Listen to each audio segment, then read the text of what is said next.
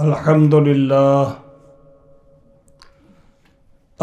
للہ رب العالمین والعاقبۃ للمتقین والصلاة والسلام علی سید الانبیاء والمرسلین محمد وعلی آلہ وصحبہ اجمعین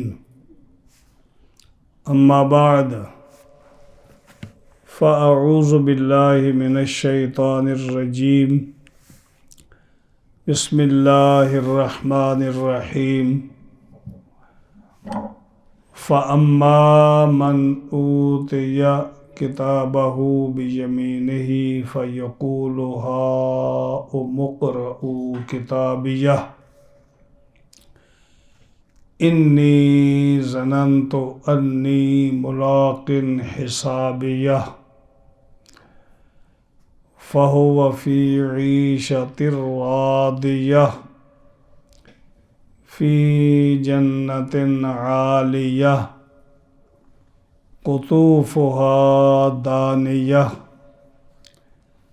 كُلُوا وَاشْرَبُوا هَنِيئًا بِمَا أَسْلَفْتُمْ فِي الْأَيَّامِ الْخَالِيَةِ صدق اللہ مولانا العظیم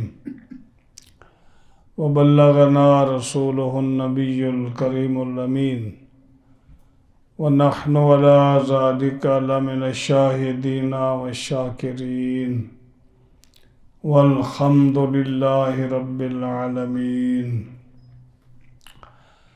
مولایا صل وسلم دائما ابدا علی حبیبک خیر الخلق کلہم فإن من جودك الدنيا وذرتها ومن علومك علم اللوح والقلم هو الحبيب الذي ترجى شفاعته لكل هول من الأهوال مقتحب محمد سید الکونین والثقلین والفریقین من عرب ومن عجم یا اکرم الخلق مالی من الوذ به سواک عند حلول الحادث العممی دامت دعتہ النصارى في نبيهم واحكم بما شئت مدحا فيه واحتكمي فمبلغ العلم فيه أنه بشر وأنه خير خلق الله كلهم فإن فضل رسول الله ليس له حد فيعرب عنه ناطق بفمي جاءت لدعوته الأشجار ساجدة تمشي إليه على ساق بلا قدم يا رب بالمصطفى بلغ مقاصدنا واغفر لنا ما مضى يا واسع الكرم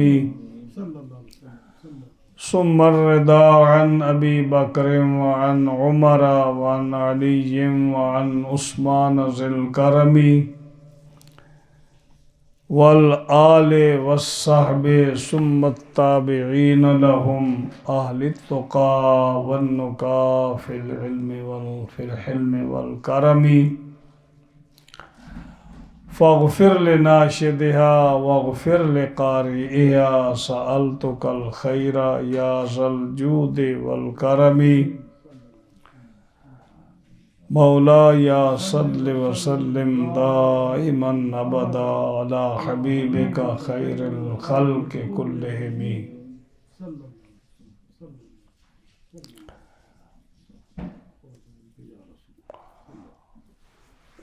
معززین حاضرین و سامعین کرام،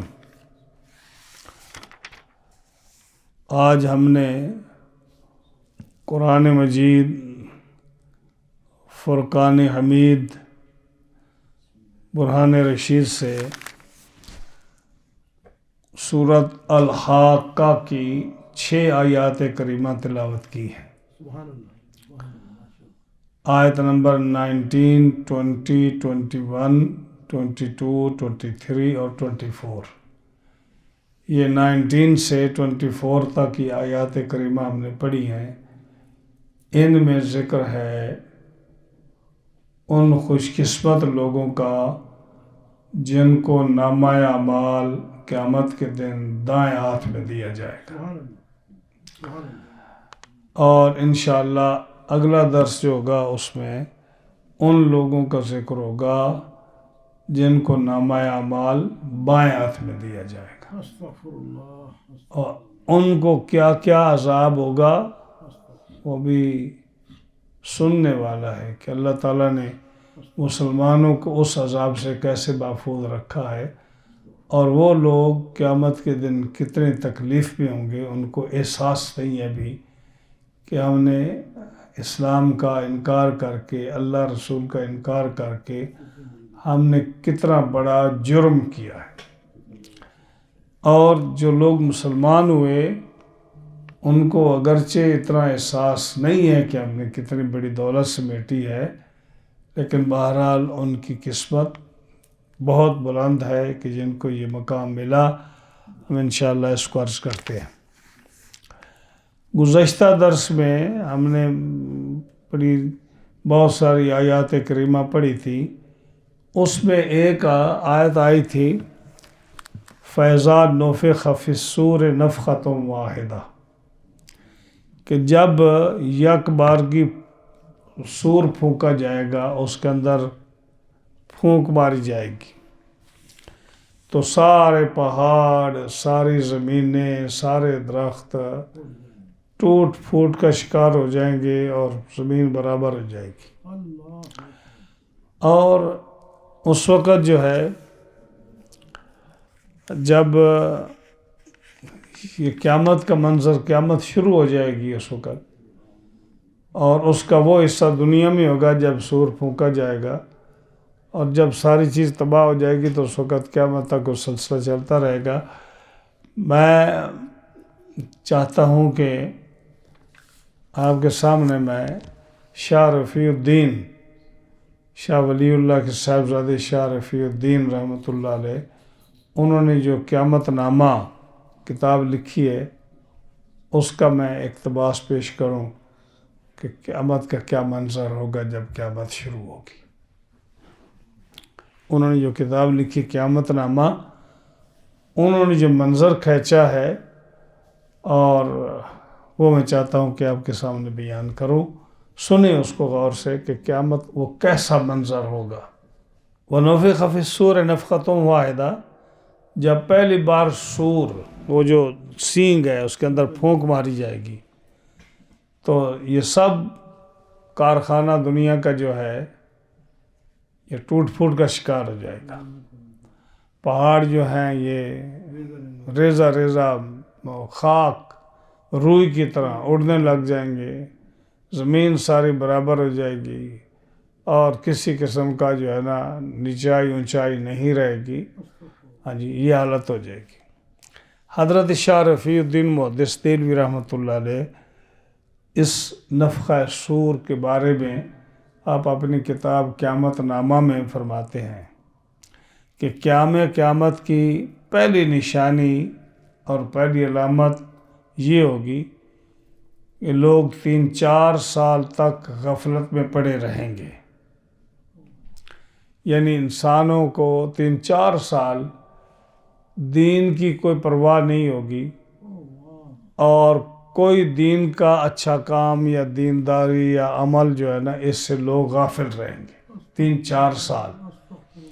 یعنی اب دیکھو نا آہستہ آہستہ حالات اس طرف جا رہے ہیں۔ پہلے لوگ تھے کتنے عبادت گزار تھے، نمازیں پڑھتے تھے، اپنے بچوں کو کہتے تھے نماز پڑھو، روزہ رکھو، تسبیح تحلیل کرو، دینی کتاب پڑھو، قرآن مجید کی تعلیم عام کرو۔ بزرگ جو تھے وہ ڈانٹتے تھے، بچوں کو پڑھاتے تھے، سکھاتے تھے۔ آہستہ آہستہ یہ ساری چیزیں چھوٹتی جا رہی ہیں اور لوگ دنیا داری کی طرف اور شیطانی کاموں کی طرف راغب ہو رہے ہیں۔ تو 3-4 سال متواتر لوگ غفلت میں پڑے رہیں گے۔ دنیاوی نعمتیں، مال اور شہوت، رانیہ یعنی شہوت کے کام کثرت کے ساتھ ہو جائیں گے۔ ابھی آپ دیکھ رہے ہو کہ یہ گھر گھر میں ٹی وی آ گیا۔ ایک وہ وقت تھا کہ جب ہمارے بزرگ جو تھے تو گھروں میں ٹی وی نہیں رکھنے دیتے تھے، کسی کو ہوتا ہی نہیں تھا خیر، اور جب آیا تو دیکھنے نہیں دیتے تھے۔ اب دیکھو کہ ہر ہاتھ میں جو موبائل ہے یہ ٹی وی ہے۔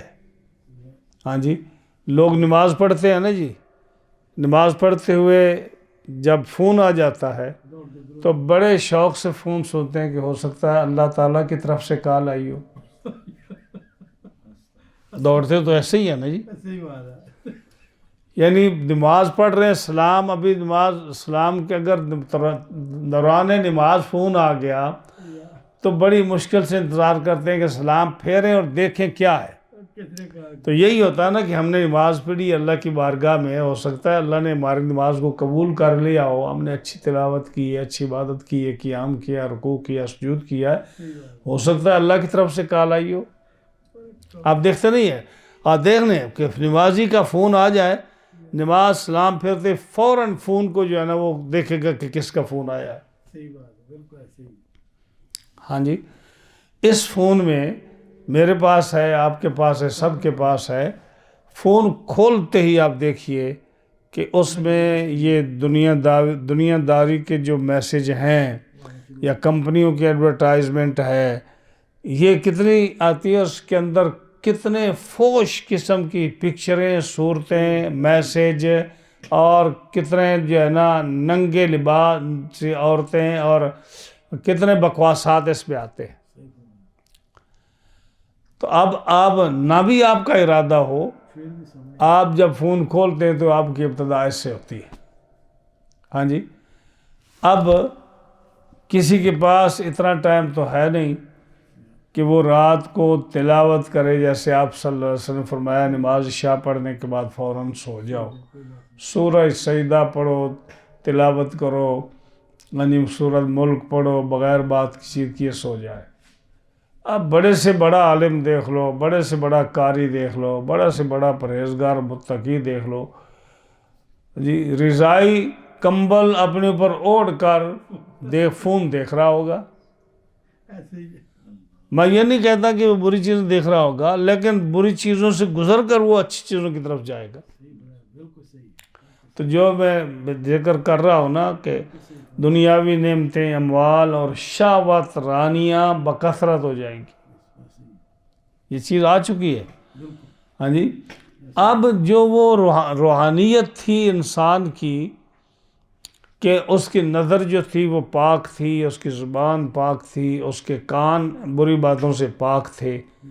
اب جب کھولو گے فون تو آپ کیا کیا سنو گے، جب دیکھو گے تو آنکھ کس طرف جائے گی، آپ کے ہاتھ کس طرف جائیں گے، تو یہ ساری چیزیں کیا ہے، یہ گناہوں کی دعوت دینی ہے نا۔ ہاتھ بھی زنا کر رہے ہیں، آنکھیں بھی کر رہی ہیں، زبان بھی کر رہی ہے، کان بھی کر رہے ہیں، کہ شہوت رانی اکثر ہو جائیں گی۔ جمعہ کا دن جو عاشورہ کا دن ہوگا، 10 محرم ہوگی، جمعہ کا دن ہوگا، صبح ہوتے ہی لوگ اپنے اپنے کاموں میں مشغول ہو جائیں گے۔ جیسے آپ دیکھو جمعے کی کتنی اہمیت ہے، عاشورہ کی کتنی اہمیت ہے۔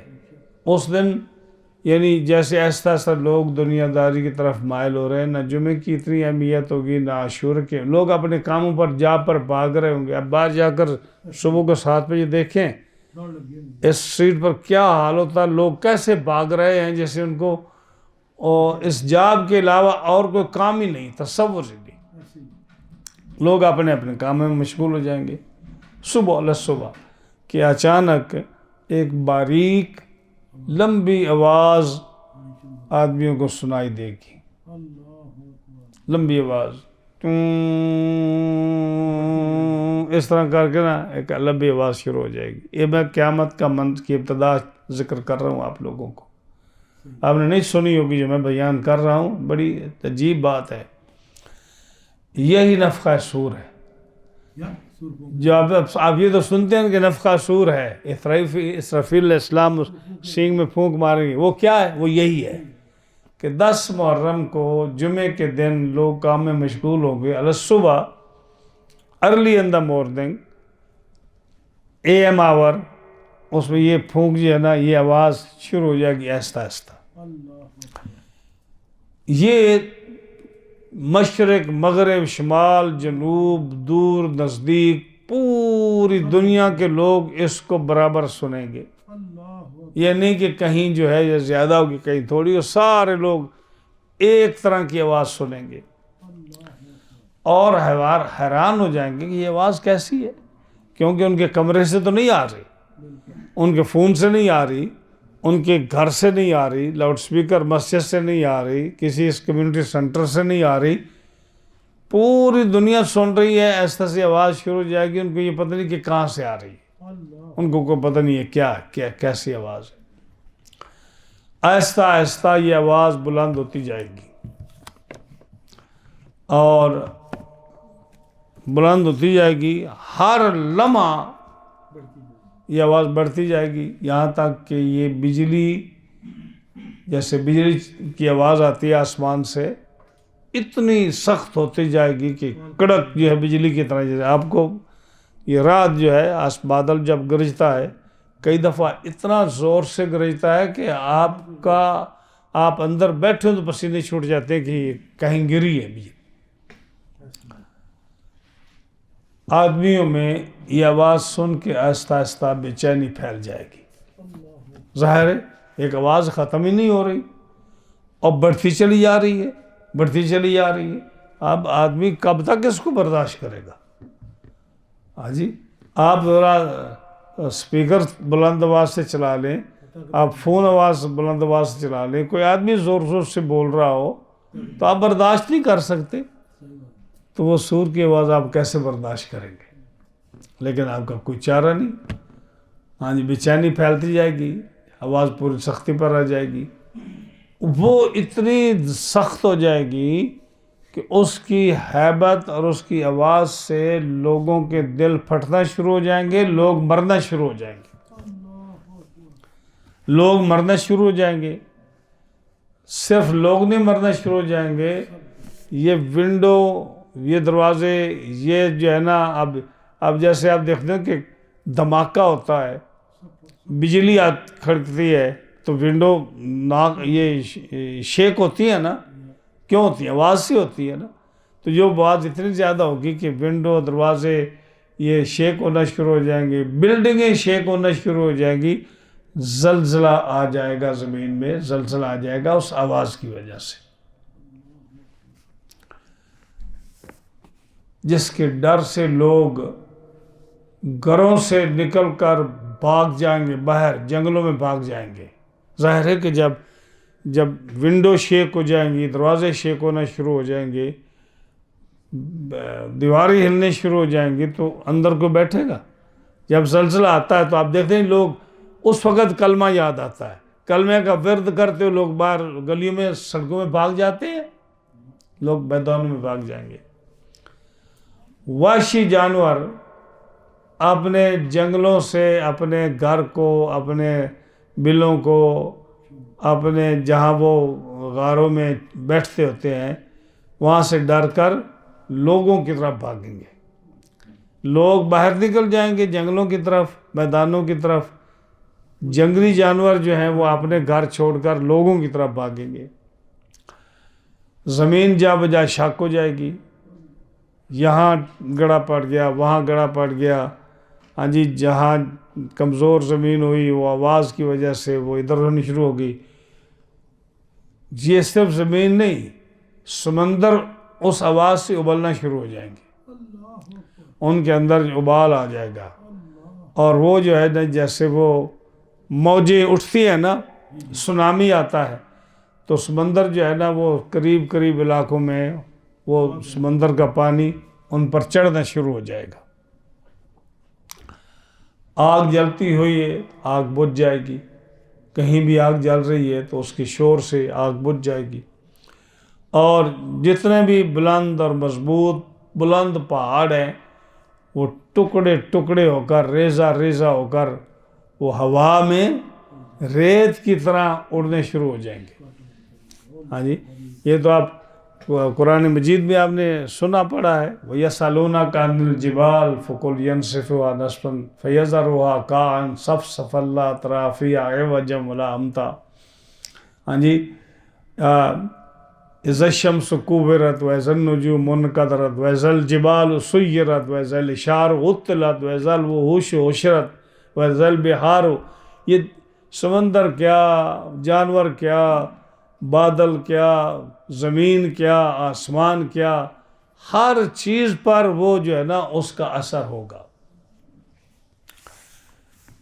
گرد و غبار سے پورا میدان اٹھ جائے گا اور آندھیوں کی طرح ہوا تیز چلے گی، مٹی چلے گی، ریت ہوگی تو اندھیرا چھا جائے گا. ہر طرف مٹی مٹی. دیکھیں نا، جب تیز اندھیری چلتی تھی جب ہم گاؤں میں ہوتے تھے، یہاں تو خیر پکی ہر جگہ ہے، یہاں تیز ہوا چلے بھی تو اندھیرے نہیں ہوتی، لیکن میدانوں میں جہاں کچی مٹی ہوتی ہے، کچے مکان، کچے علاقے ہوتے ہیں، وہاں جب مٹی اڑتی ہے تو بالکل اندھیرا چھا جاتا ہے، کوئی چیز نظر نہیں آتی، مٹی غبار ہر طرف ہوتی ہے. اور وہ آواز دم بدم سخت ہوتی جائے گی. ابھی ختم نہیں ہوئی کہ یہ 2-4 منٹ کی بات نہیں ہے. وہ کتنی ہے؟ کم از کم 6 مہینے وہ آواز چلتی رہے گی. وہ دم بدم سخت ہوتی جائے گی یہاں تک کہ اس کے نہایت ہولناک ہونے پر آسمان پھٹ جائے گا. یہ آسمان کتنا مضبوط ہے. آپ اس کی آواز کا اندازہ لگائی کہ آواز کتنی سخت ہوگی کہ اس آواز سے آسمان پھٹ جائے گا. ہاں آتا نا، ابھی پچھلے درس میں آپ نے سنا نا. ہاں جی، اور اللہ فرماتا ہے قرآن کریم میں وَإِذَا السَّمَاءُ كُشِطَتْ، آسمان پھٹ جائے گا، اندر سے پھٹ جائے گا. فرشتے سارے آسمانوں کے کناروں پر چلے جائیں گے، فرشتے کناروں پر ہوں گے، آسمان اندر سے پھٹ جائے گا. اور نفخ صور جو ہے، یہ پھونک جو ہے، مسلسل 6 مہینے یہ چلتا رہے گا. جب 6 مہینے چلے گا، اب اندازہ لگاؤ کہ پہلے دن سے آواز ہے اور آواز بڑھتی جا رہی ہے، تو جب 6 مہینے ہو جائیں گے تو آواز کتنی بلند ہو جائے گی؟ اتنی بلند ہوگی نا کہ پہاڑ بھی ریزہ ریزہ ہو جائیں گے، زمین پھٹ جائے گی، آسمان پھٹ جائے گا، لوگ مرنے شروع ہو جائیں گے، جانور باہر نکل آئیں گے، سمندر ابلنے شروع ہو جائیں گے، آندھیاں شروع ہو جائیں گی. ہاں جی، زلزلہ زمین پر آ جائے گا، نہ آسمان رہے گا نہ ستارے رہے گے. ہاں جی، اِذَا النُّجُومُ انْكَدَرَتْ، قرآن فرماتا نہیں. یہ تو صرف قیامت نامے کی بات تو نہیں ہے کہ شاہ رفیع الدین صاحب کی، یہ تو قرآن فرماتا ہے. ہاں جی، اِذَا الشَّمْسُ كُوِّرَتْ وَإِذَا النُّجُومُ انْكَدَرَتْ، ستارے ٹوٹ جائیں گے. ہاں جی، اِذَا الْجِبَالُ سُيِّرَتْ، پہاڑ بھی نہیں رہیں گے. ہاں جی، اِذَا الْبِحَارُ سُجِّرَتْ، سمندر جو ہے وہ بھی ابل کر جو ہے نا چڑھنے شروع ہو جائیں گے، کوئی چیز نہیں رہے گی، سب نیست و نابود ہو جائے گا 6 مہینے کے بعد. پھر ایک مدت کے بعد، جس کی مقدار اللہ بہتر جانتا ہے کہ کتنی مدت ہوگی، پھر ایک سلسلہ اللہ تعالیٰ شروع فرمائے گا. جب یہ ساری چیز تباہ ہو جائے گی نا، آسمان زمینیں وغیرہ پھٹ جائیں گی، پتہ نہیں کیا ہوگا اس وقت. پھر جو ہے نا اللہ تعالیٰ سلسلہ شروع کرے گا کہ مرے ہوئے انسان اٹھنا شروع ہو جائیں گے قبروں سے. اِذَا الْقُبُورُ بُعْثِرَتْ، قبروں سے انسان اٹھنا شروع ہو جائیں گے. حق تعالیٰ جل شانہ حساب کتاب کے لیے لوگوں کو جمع فرمائے گا. لوگ جب قبروں سے اٹھیں گے نا تو پھر کدھر جائیں گے؟ میدان معاشر کی طرف. اور میدان معاشر جو ہے نا وہ اسرائیل میں ہوگا. جو اب اسرائیل میں وہ گاؤں ہے جہاں میدان معاشر برپا ہوگا، یعنی فلسطین میں ہوگا. لیکن اب فلسطین پر تو چونکہ یہودیوں کا قبضہ ہے تو اس وقت وہ گاؤں جو ہے، وہ وادی ویلی جو ہے، جس کا نشان آپ اسرائیل کے نقشے میں دیکھیں، تو وہ جگہ جو ہے، وہ گاؤں، وہ جگہ جہاں میدان معاشر سجے گا، وہ اسرائیل میں ہے۔ میرے پاس وہ نقشہ ہے، میں نے اس جگہ کا نشان اور لکھا ہوا ہے کہ حشر یہاں برپا ہوگا، اس گاؤں میں۔ اب جو ہے اتنی دنیا ہوگی، تو ساری جگہ جمع ہوگی، تو وہاں نہ پہاڑ، نہ دریا، نہ کوئی، ہر چیز تو برابر ہوگی، تو حد نگاہ تک مخلوق ہوگی، لوگ جمع ہو جائیں گے۔ حق تعالیٰ جل شانہ عرش پر جلوہ فرما ہوگا اپنی شان کے مطابق، جیسے بھی اس کی شان ہے۔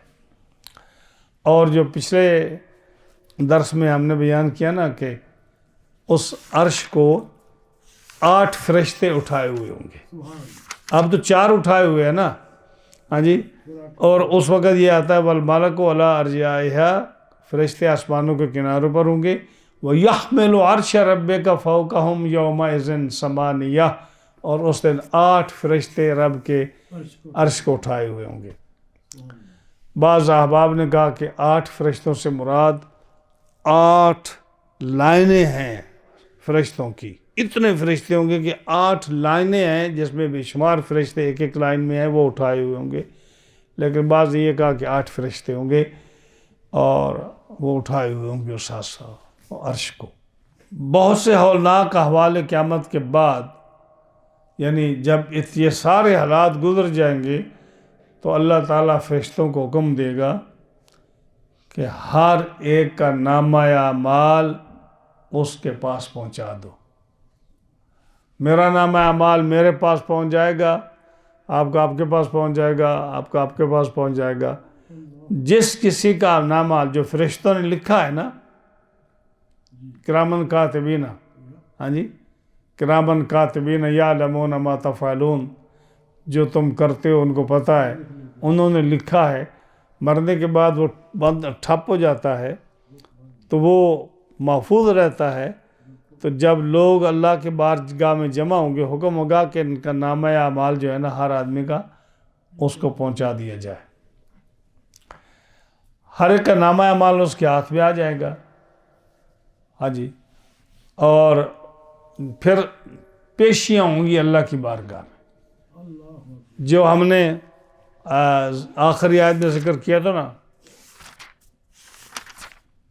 یومئذ تعرضون لا تخفی منکم خافیہ، جس دن تم اللہ کی بارگاہ میں، لاسٹ درس کا آخری آیت، جس تم اللہ کی بارگاہ میں پیش کیے جاؤ گے۔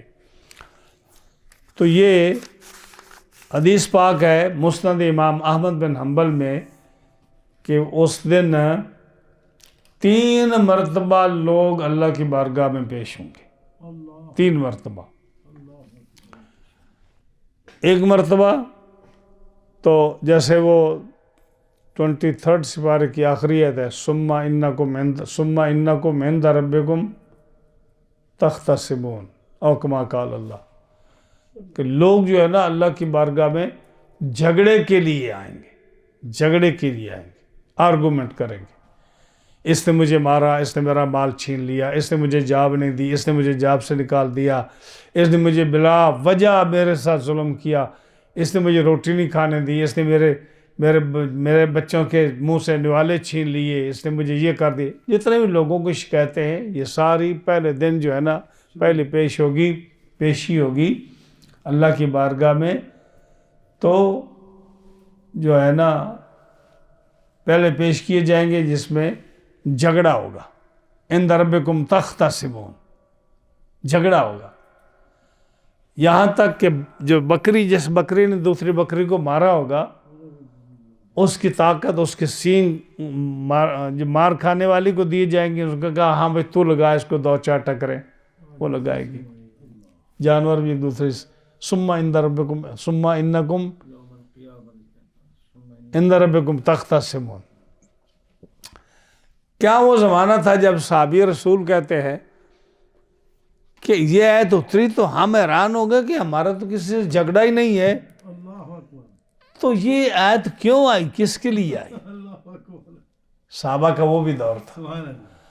آج ہم نیک ترین آدمی کو پوچھ لیں نا، وہ بھرا پڑا ہے شکوے گلے سے۔ ہاں جی، خطیب صاحب سے پوچھ لیں، اس کو ہر مقتدی سے گلہ ہے۔ استاد سے پوچھ لیں، اس کو ہر شاگرد سے گلہ ہے۔ شاگرد سے پوچھ لیں، اس کو استاد سے گلہ ہے۔ اولاد کو پوچھ لیں، وہ ماں باپ سے تنگ ہے۔ ماں باپ سے پوچھ لیں، وہ اولاد سے تنگ ہے۔ پڑوسی سے پوچھ لو، پڑوسی سے تنگ ہے۔ ہاں جی، کسٹمر سے پوچھو، وہ دکاندار سے تنگ ہے۔ امپلائی سے پوچھو، امپلائر سے تنگ ہے۔ امپلائر سے پوچھو تو وہ خون کے آنسو ہوتا ہے کہ میں نے ان کو کیوں ہائر کر لیا۔ کیسا صحابہ کا دور تھا میرے دوستو۔ صحابی کہتے ہیں آیت اتری کہ قیامت کے دن لوگ اللہ کی بارگاہ میں جھگڑے لے کر جائیں گے کہ ہمارا فیصلہ کرو، اس نے یہ کیا وہ کیا۔ کہتے ہیں ہم صحابہ کرام، ہمارا تو کسی کے ساتھ کوئی جھگڑا، کوئی اختلاف، کوئی لڑائی ہے نہیں، پتہ نہیں آیت کیوں آئی۔ سمجھو کیسا دور تھا۔ اس لیے تو نبی کریم علیہ السلام نے فرمایا نا، خیر القرون قرنی، بہترین زمانہ میرا ہے، بہترین زمانہ میرا ہے۔ ہاں جی، اور کیا فرمایا کہ میرے صحابہ کے اندر سارے صحابہ عادل ہیں، کسی کے اندر کوئی ایسی خرابی ہے ہی نہیں۔ اگر تمہیں خبر ملی ہے تو وہ بھول جاؤ۔ وَنَزَعْنَا مَا فِي صُدُورِهِم مِّن غِلٍّ إِخْوَانًا، اللہ پر چھوڑ دو۔ اللہ فرماتا ہے جب ہم ان کو جنت میں بھیجیں گے نا، تو ان کے دلوں سے چھوٹی موٹی جو بھی کوئی غصہ ناراضگی ہوگی وہ نکال کر دل صاف کر کے ہم کو جنت میں بھیجیں گے۔ کیسا خوبصورت دور۔ اب یہ لوگ جو ہے نا صحابہ کرام پر ہاتھ نہیں تو، امیر معاویہ نے یہ کر دیا، مغیرہ بن شعبہ نے یہ کر دیا، حضرت علی نے یہ کر دیا، ہاں جی فلاں عمر بن عاص نے یہ کر دیا۔ ہے دماغ خراب لوگوں کا، جن کو رسول اللہ صلی اللہ علیہ وسلم نے ان کو فرمایا کہ میرے صحابہ کے لیے آپ نے وارننگ دی، خاموش، بالکل زبانیں بند کر لو۔ اللہ اللہ، یعنی حدیث پاک کی ہوتی ہے اللہ اللہ، کیا مطلب؟ اللہ اللہ منسوب ہے، یہ اللہ اللہ کہ ڈرو اللہ سے، ڈرو اللہ سے، میرے صحابہ کے بارے میں۔ ہاں جی، خبردار ان کی کوئی بات نہ لاؤ کہ تمہارا اود پہاڑ کے برابر تم سونا خرچ کرو اور وہ ایک مٹھی بھر جو خرچ کریں تو ان کے جو کا ثواب اس تمہارے اود پہاڑ کے سونے سے زیادہ ہے۔ تم صحابہ سے مقابلہ کرتے ہو؟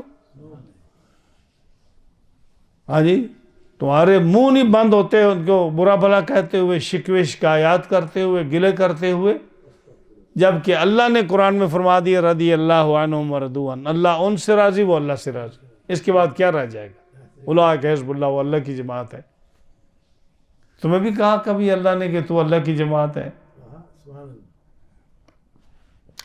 تو پہلی پیشی ہوگی کہ لوگ گلے شکوے کریں گے، بکری کرے گی، بھیڑ کرے گی، شیر کرے گا، چیتا کرے گا، انسان کرے گا، ہسبینڈ کرے گا، وائف کرے گی، بھائی کریں گے، گلے شکوے ہوں گے۔ اللہ سنے گا گلے شکوے ان کو، پھر وہ چلے جائیں گے۔ پھر دوسری پیشی ہوگی، اس میں عذر ہوگا۔ ہاں جی، نہیں میں مجھ سے غلطی ہو گئی، میں معذرت چاہتا ہوں، میں یہ نہیں کرنا چاہیے تھا، یہ اس طرح کی عذر ہوگا، ایکسکیوزز یہ ہوں گے۔ دو ہو گئی۔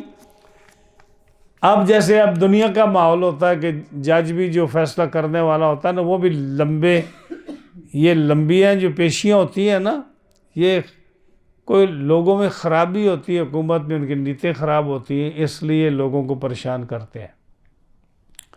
ورنہ جو اللہ رسول کے لیے فیصلے ہوتے ہیں نا، وہ جج وہ اتنی لمبی پیشی نہیں کرتے۔ تو اللہ کے ہاں بھی جو تیسری پیشی ہوگی نا، اس میں فیصلہ ہوگا۔ ہاں جی، فیصلہ کیا ہوگا کہ تمہارے ہم نے عذر بھی سن لیے، تمہاری ایکسکیوزز بھی سن لیے، تمہارے جھگڑا بھی سن لیا۔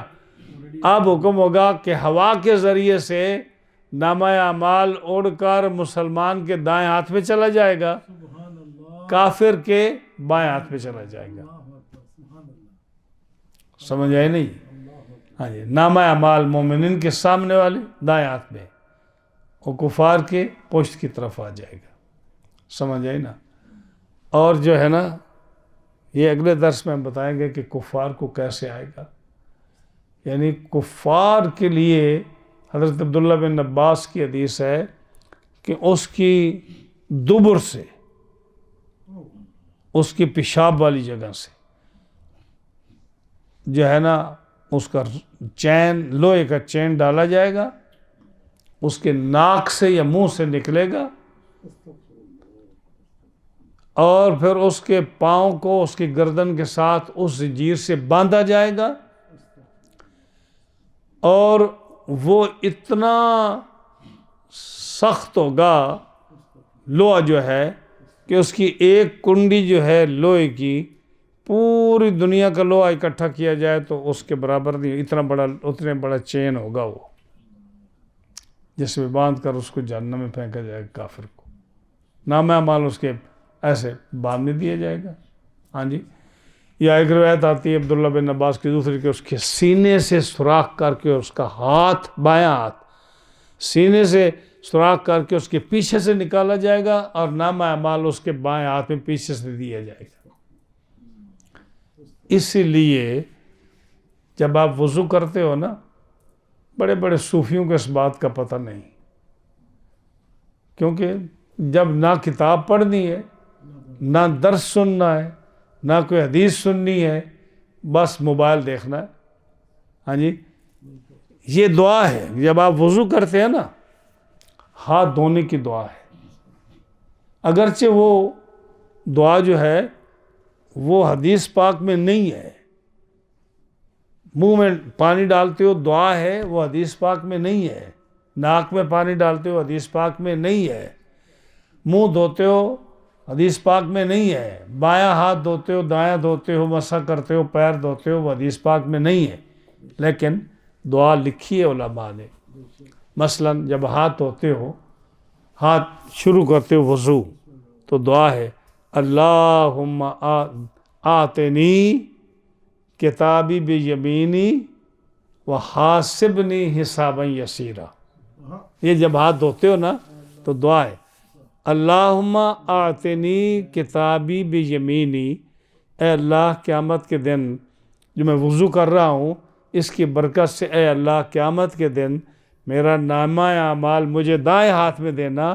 وحاسبنی حسابا یسیرا، اور میرا حساب آسان کر دینا. نبی کریم صلی اللہ علیہ وسلم آپ یہ دعا فرماتے تھے کہ اللہم حاسبنی حسابا یسیرا. تو حضرت عائشہ صدیقہ نے پوچھا حضور حساب یسیر کیا ہوتا ہے؟ جو آتا ہے نا سورہ انشقاق میں اذا السماء انشقت وادرت الارض وانشقت، اس میں حاسبنی حسابا یسیرا کا لفظ آتا ہے غالباً. تو پوچھا کہ حساب یسیرا کیا ہوتا ہے؟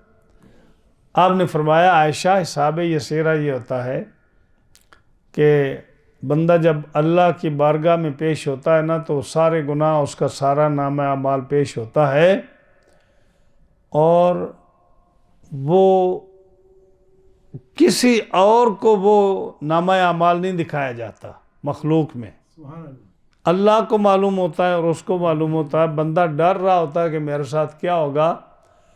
رب تعالیٰ اس کو فرماتا ہے کہ یہ تو نے گناہ کیا تھا نا، یا اللہ مجھ سے گناہ ہو گیا تھا. فرمایا کسی کو پتہ چلا؟ کہا نہیں، دنیا میں تو کسی کو پتہ نہیں چلا. فرمایا جس طرح میں نے دنیا میں تمہیں لوگوں کی نظروں سے باعزت رکھا، تیرا گناہ کسی کو نہیں دکھایا، آج بھی میں کسی کو نہیں دکھاؤں گا. آج بھی میں کسی کو نہیں دکھاؤں گا.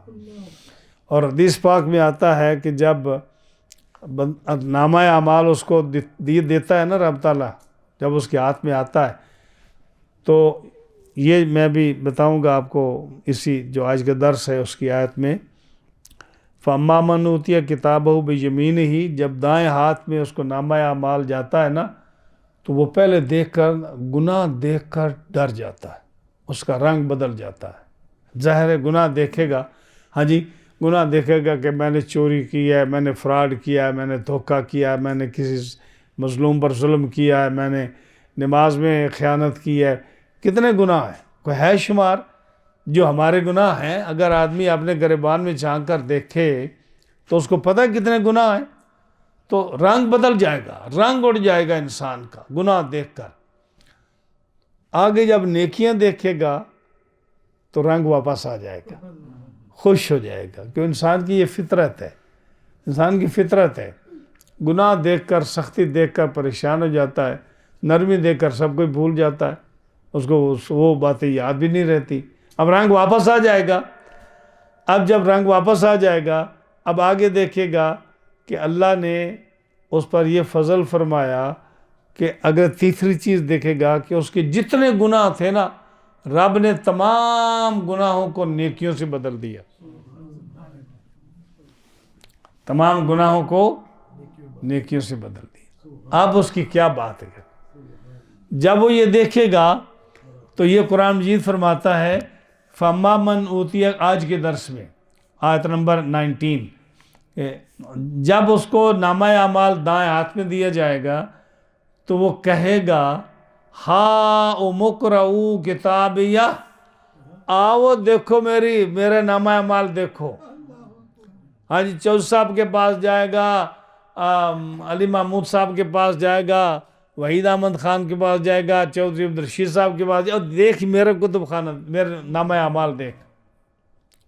جیسے اس کی دنیا میں مثال ہے کہ آپ کا بیٹا وہ امتحان میں ٹاپ کرتا ہے، اب اس کا لیٹر آتا ہے گھر کہ آپ کے بیٹے نے ٹاپ کیا، اس کو ہم نے یہ وظیفہ دیا، اس کو ہم نے یہ اسکالرشپ دی، اس کو ہم نے یہ گریڈ دیا، اس کو ہم نے یہ انعام دیا.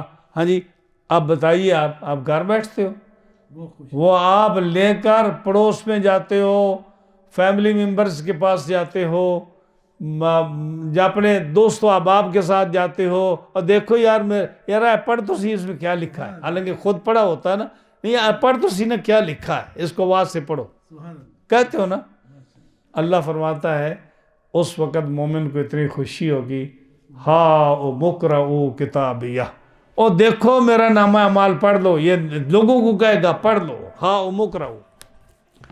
آپ کے لیے علی محمود صاحب، آپ نے نامیر پڑھی تو اس میں آپ نے پڑھا حیہل اور بلہا اور حیاتا، یہ اسم فعل ہے. جیسے وہ اسم فعل ہے ہا او مو، ہا او مو، ہا او مو، یہ بھی اسم فعل ہے. ہا او مو کیا ہے؟ اسم فعل ہے، یعنی ہے اسم، معنی اس کا فعل والا ہے. یعنی معنی اس کا کیا ہے؟ خذ. کیا کہے گا؟ اور پکڑ اس کو، خذ، پکڑ اس کو، پڑھ. اور اس کی یہ بیوٹی ہے کہ یہ جو ہے نا ہا او مو، یہ جمع ہے، اس کا واحد ہے ہا، اور اس کا تثنیہ ہے ہا ما، اور اس کی ہا اما، اور اس کی جمع ہے ہا او مو. ہاں جی، اور اسی طرح یہ واحد مذکر کے لیے، واحد تثنیہ مذکر کے لیے بھی آتا ہے، اور جمع مذکر کے لیے ہا او مو آتا ہے. اسی طرح واحدہ مؤنث کے لیے ہا آتا ہے، اور تثنیہ مؤنث کے لیے بھی یہ صیغہ آتا ہے، اور جمع مؤنث کے لیے بھی یہ آتا ہے. تو یہ ہا او مو اسم فعل ہے. کیا معنی اس کا ہے؟ خذ، پکڑ یار، دیکھ. قیامت کے دن وہ کہے گا نامہ اعمال دیکھ تو، یہ میرا نامہ اعمال ہے، اقرؤ کتابیہ، پڑھو اس کو، اس کتاب کو پڑھو. دنیا کی مثال دیدی کہ جیسے آپ کا بیٹا کامیاب ہوتا ہے تو خوشی میں لوگوں کو پڑھاتا ہے، قیامت کے دن جس کے نامہ اعمال دائیں ہاتھ میں ملے گا وہ کتنا خوش ہوگا، کتنا خوش ہوگا. فرمایا وہ پھرتا رہے گا، اس کو پڑھائے گا، اس کو پڑھائے گا، اس کو پڑھائے گا. انی ظننت انی ملاق حسابیہ، اور کہتا ہے کہ میرا گمان تھا، مجھے یقین تھا کہ میرا رب مجھے نامہ اعمال دائیں ہاتھ میں دے گا، اسی لیے میں اچھے عمل کرتا تھا، برائی سے بچتا تھا. انی ظننت بمعنی تیقن، تو مجھے یقین تھا. یعنی آج یہ جو لوگ نیک عمل کرتے ہیں، برائی سے بچتے ہیں، وہ قیامت جب ان کو نامہ اعمال ملے گا دائیں ہاتھ میں، کیا کہیں گے؟ ہمیں یقین تھا کہ اللہ ہمیں یہ دائیں ہاتھ میں دے گا، اور اس لیے ہم برے کام نہیں کرتے تھے اور اچھے کام کی کوشش کرتے تھے، اس لیے پڑھو، یہ دیکھو پڑھو بھائی، سب کو پڑھائے گا۔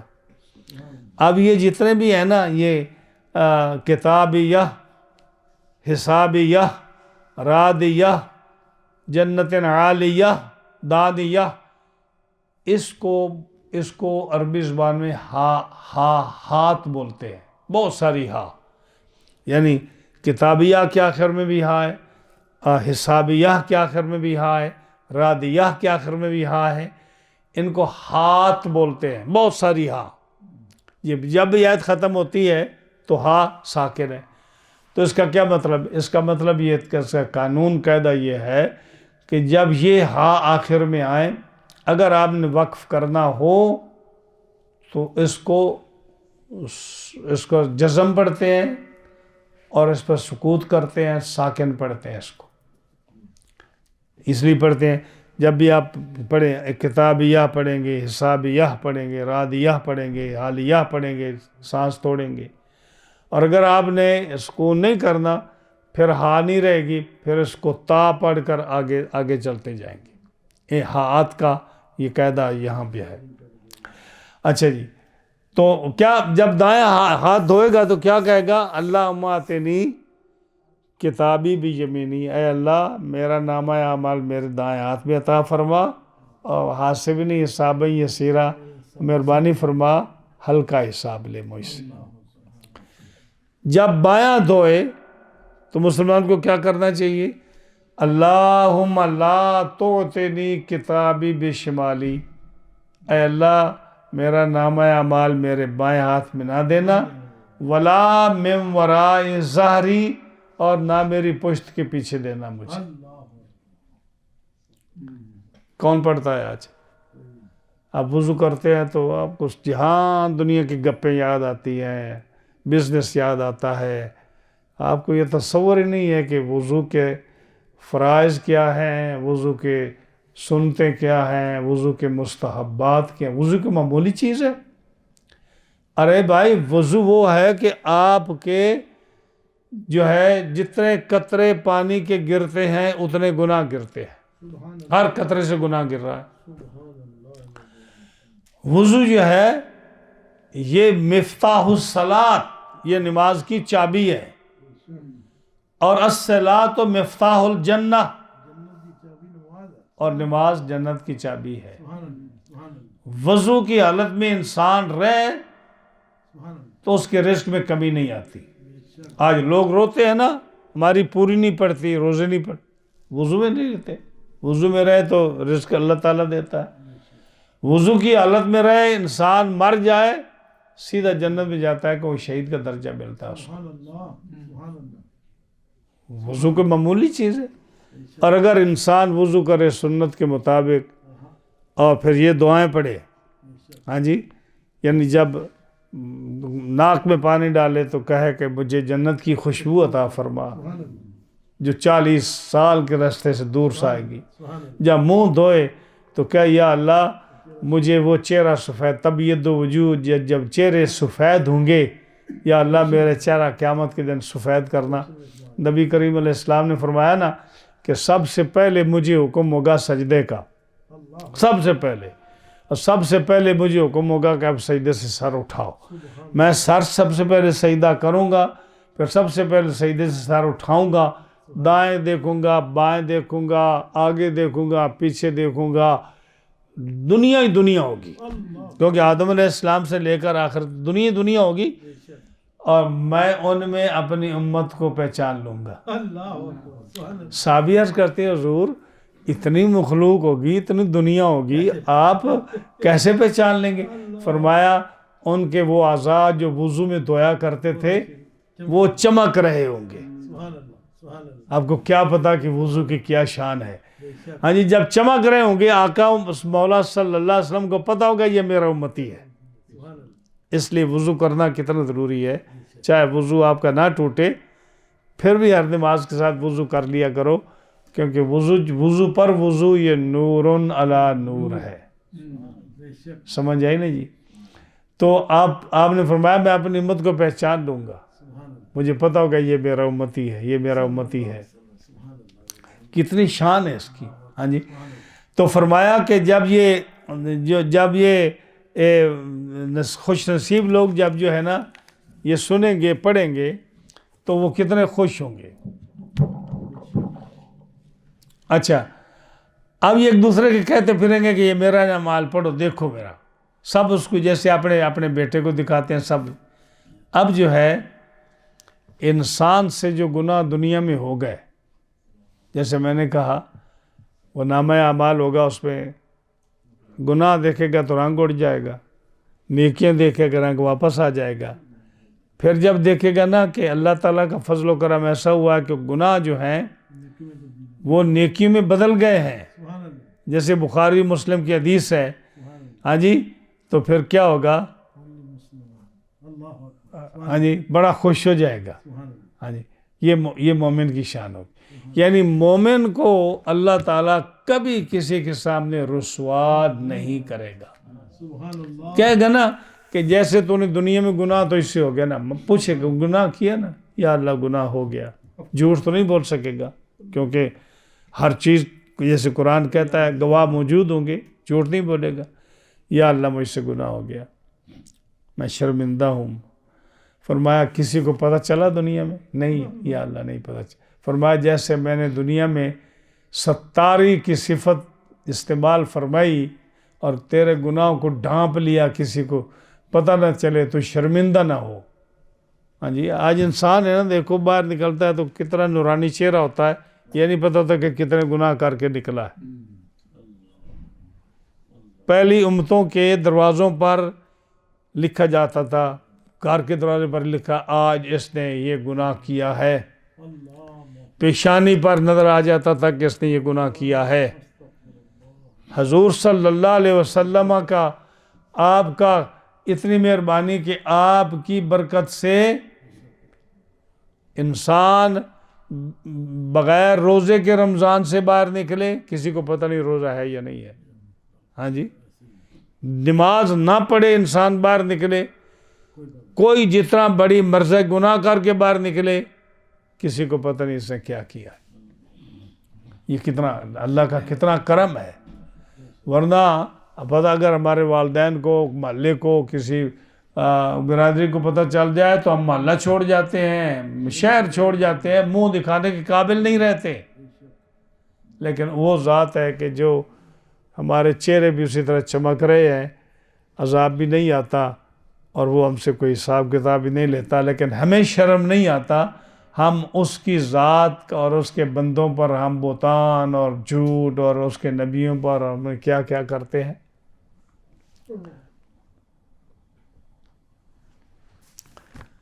سبحان اللہ۔ تو بندہ جو ہے اپنے گناہوں کو جب دیکھے گا کہ یہ ہو گیا ہے تو وہ کہے گا کہ دیکھ لو جی میرے پر اللہ کا کتنا بڑا کرم ہے۔ اب آگے فرمایا فَهُوَ فِي عِيشَةٍ رَاضِيَةٍ، وہ بڑے عیش میں ہوگا، جنت میں جب چلا جائے گا تو بڑے عیش میں ہوگا۔ فی جنت عالیہ، بلند جنت میں ہوگا۔ جنت تو ویسی آسمانوں کے اوپر ہے، بلند ہے نا، لیکن اس کا مقام اور بلند ہوگا۔ کس کی وجہ سے؟ ماں باپ کی دعاؤں کی وجہ سے، شیخ کی دعاؤں کی وجہ سے، نمازیوں کی دعاؤں کی وجہ سے۔ ہاں جی، یعنی آتا ہے نا سورہ والطور میں کہ انسان جو ہے اس کو اس کے آباء و اجداد، ماں باپ کی وجہ سے ہم اس کے گناہ بخش دیں گے، اس کو جنت دیں گے۔ اولاد ہے، اگر چھوٹی اولاد ہے، فوت ہو گئی ہے، اس نے تو عمل نہیں کیا، تو اس کو بھی اللہ تعالیٰ اجر دے گا۔ اب جب بلکہ اتنا فضل ہوگا اللہ کا کہ جب قیامت کا دن ہوگا نا تو لوگ جمع ہوں گے جنت میں جانے کے لیے، تو ان کی چھوٹی اولاد ان کے آگے آگے دوڑ رہی ہوگی۔ ان میں تو گناہ کوئی نہیں ہوگا نا، وہ تو گناہوں سے معصوم ہوں گے اور وہ آگے آگے دوڑ رہے ہوں گے جنت میں جانے کے لیے، اور اس کی اولاد، اس کے ماں باپ پیچھے ہوں گے، تو ان کی اولاد کو نے کہاں سے نیکیاں کی ہیں؟ وہ صرف مسلمان کی اولاد ہونے کی وجہ سے رب تعالیٰ ان کو یہ نعمت عطا فرما رہا ہے۔ اور اسی طرح آپ کو کیا عطا فرما رہا ہے؟ آپ کے ماں باپ کی دعائیں، آپ کے آبا و اجداد کی دعائیں، پیر و مرشد کی دعائیں، استادوں کی دعائیں، آپ کے محلے والوں کی دعائیں، آپ کی نیکی جس کے ساتھ آپ نے کی ہے ان کی دعائیں، اس کی وجہ سے آپ کو یہ فی جنت عالیہ بلند مقام آپ کو مل رہا ہے۔ قطوفہا دانیہ، اور جب بلند مقام جنت میں ملے گا تو بڑے بڑے درخت جن پر پھل لگے وہ بھی ملیں گے۔ اب یہ خیال آتا ہے کہ جب اونچے درخت ہوں گے تو پھل کیسے توڑیں گے؟ وہ فرمایا اللہ کا ایسا انعام ہوگا کہ آپ لیٹے ہوئے ہوں، بیٹھے ہوں، کھڑے ہوں، آپ کے اس حیات کے مطابق، اس حالت کے مطابق پھل آپ کے قریب آ جائے گا۔ پرندہ بنا ہوا آپ کے قریب آ جائے گا، پھل آپ کے قریب آئے گا، آپ کھائیں گے، اسی طرح کا پھل فوراً دوبارہ اسی جگہ پہ لگ جائے گا۔ قطوفہا دانیہ کلوا واشربوا ہنیئا بما اسلفتم فی الایام الخالیہ، اور حکم ہوگا کھاؤ اور پیو ہنیئا، مزے کے ساتھ۔ ہنیئا اس کو کہتے ہیں جو بڑے آسانی کے ساتھ گلے سے نیچے اتر جائے، مطلب باسی فوڈ نہ ہو، تازہ ہو، گلے کو تکلیف نہ ہو، ہنیئا مزیدار، بما اسلفتم فی الایام الخالیہ، جو دنیا میں تم بھوکے رہتے تھے، روزے رکھتے تھے، اس کی برکت سے آج رزق کھاؤ اور پیو۔ حضرت نافع، حضرت عبداللہ بن عمر رضی اللہ تعالیٰ عنہ کے غلام ہیں، وہ کہتے ہیں کہ میں اپنے مالک عبداللہ بن عمر کے ساتھ ہم مدینہ پاک سے باہر نکلے کسی وادی میں جہاں لوگ اور بھی جمع تھے کھانے پینے کے سامان کے ساتھ، ہم بھی وادی میں گئے تو ہم نے دسترخوان سجایا بیٹھ کے کھانے پینے کے لیے۔ جب ہم نے کھانا فوڈ نکالا کھانے کے لیے تو ایک چرواہا، بکریوں کے چرانے والا، وہ پاس سے گزرا، تو حضرت عبداللہ بن عمر نے ان کو دعوت دی کہ آپ بھی آ جائیں ہمارے ساتھ کھانا کھائیے، کیونکہ مسافروں کو کھانا کھلانا، کسی دوست کو کھانا کھلانا، کسی مسلمان کو کھانا کھلانا، اگلے درس میں آئے گا انشاءاللہ کہ اس کا کتنا فائدہ ہے۔ اس اگلے درس میں آئے گی وہ بات کہ کھانا کھلانے کا، کسی کو کھانا کھلانے کا اور کسی کو کہنا کہ اس کو کھانا کھلاؤ، اس کا کتنا فائدہ ہے، اور نہ کہنے کا کتنا عذاب ہے۔ تو آپ نے بلایا کہ آؤ ہمارے ساتھ تو بھی کھانا کھا لے، وہ کہنے لگا میرا روزہ ہے۔ آپ نے فرمایا کہ اتنی گرمی اور گرمیوں کا دن اور اتنی گرمی، اور تو جنگل میں بھیڑوں بکریوں کو چرا رہا ہے، اور تو روزے کی حالت میں، اور وہ بھی نفلی روزہ، وہ بھی نفلی روزہ۔ اس نے کہا آپ نے یہ نہیں پڑھا کلوا واشربوا ہنیئا بما اسلفتم فی الایام الخالیہ، یہی آیت کہ اگر ہم دنیا میں روزہ رکھیں گے، بھوکے رہیں گے، تو اللہ فرماتا ہے قیامت کے دن کلوا واشربوا ہنیئا بما اسلفتم فی الایام الخالیہ، کہ دنیا میں تم بھوکے رہا کرتے تھے، روزہ رکھا کرتے تھے، آج کھاؤ پیو یہ ساری نعمتیں جو ہیں۔ تو پھر اب حضرت نافع کہتے ہیں کہ حضرت عبداللہ بن عمر نے کہا کہ آپ ایسا کریں، ان بکریوں میں سے ایک بکری ہمیں بیچ دیں، ہم اس کو لے کر ذبح کریں گے اور تمہیں بھی گوشت دیں گے، پکا کر تمہیں بھی کھلائیں گے، ہم بھی کھائیں گے، تمہیں پیسے بھی دیں گے، بکری دے دیں۔ اس نے کہا میں غلام ہوں، یہ بکری میری نہیں ہے، میرے مالک کی ہیں، تو میں اپنے مالک کے مال میں کیسے خیانت کر سکتا ہوں؟ حضرت عبداللہ بن عمر نافع کہتے ہیں عبداللہ بن عمر نے کہا کہ دیکھو یہ کتنا نیک انسان ہے کہ گرمیوں میں نفلی روزہ رکھا، اور پھر اگر یہ ہمیں بکری بیچ دیتا اور کہتا کہ جس کو بھیڑیا اٹھا کے لے گیا ہے، مالک کو یہ کہہ دیتا تو یہ تو عام روٹین کی بات ہے نا، جو چرواہے یا سٹور کیپر جو ہوتے ہیں آپ کے امپلائی، وہ تو ایسی چیزیں کرتے ہیں نا، چیز آگے پیچھے کر دی اور کہا گم ہو گئی جی، فلانا کالا اٹھا کر لے گیا، فلانا بندہ اٹھا کے لے گیا، یہ ایسا ہو گیا ویسا ہو گیا. ہاں جی، کہ کیسا ایماندار ہے. اب عبداللہ بن عمر نے کہا یہ کیسا ایماندار ہے. تو اس غلام نے پتہ آگے سے کیا کہا، کہ میرا مالک نہیں دیکھ رہا لیکن وہ اللہ تو دیکھ رہا ہے نا.